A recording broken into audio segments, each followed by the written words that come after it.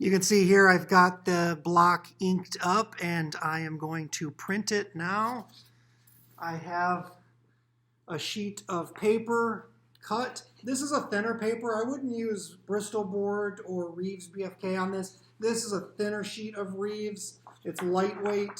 You could also use tracing paper or you could use drawing paper for this as well. So I'm going to lay this on top of my image and I'm going to use my wooden spoon to apply pressure in an even amount. And I don't want to work too much on the edge. I want to kind of keep it flat to avoid getting impressions or lines through my print.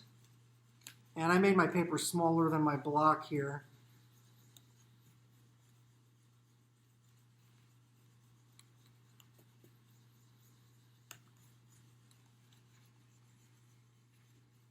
But what you're doing is making sure you hold down the paper at first and just pressing down and doing circular motions with your wooden spoon to get even pressure everywhere. Now we could addition this, we could print this as many times as we want, but bear in mind if you're pressing down on it or you press too hard with the spoon, you might make an impression or an indentation into the block and that would print in later editions.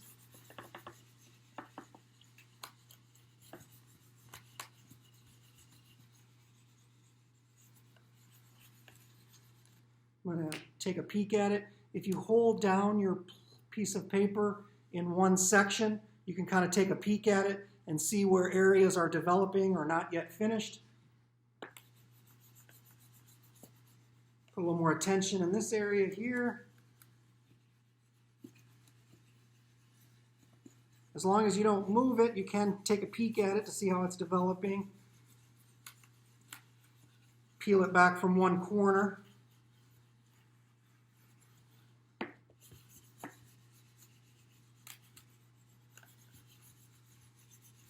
You could, of course, if you have access to a press, you could print these through the press, in which case I would buy the thinner builder's foam. This is the thicker stuff, but they sell it in 1/2 inch and inch as well. This one's a little bit thicker than an inch.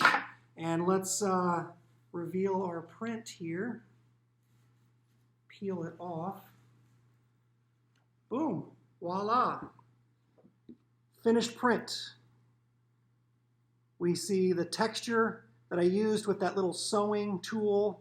Here was a template that blocked out the ink. This was tape here that blocked out the spray paint. And over here, a different texture that kind of creates this grid-like pattern. So this is a sense of what you can do with alternative print techniques using builder's foam to print. So voila. Hope you enjoyed this. Peace out. Keep in touch. If you guys have any questions, just holler at me.